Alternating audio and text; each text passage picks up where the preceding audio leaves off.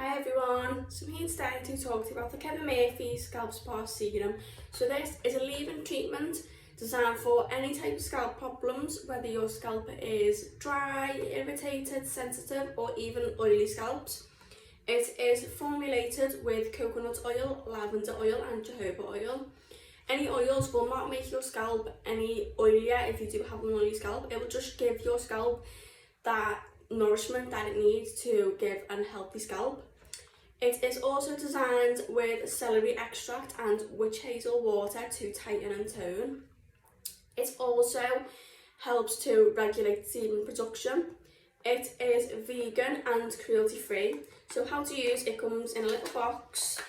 So you just want to open the box. And it does come with a little nozzle. So what you want to do is you can apply on dry or damp hair.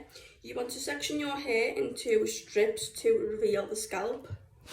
Apply the serum along strips. Then you want to gently pat in to the scalp and then just leave in.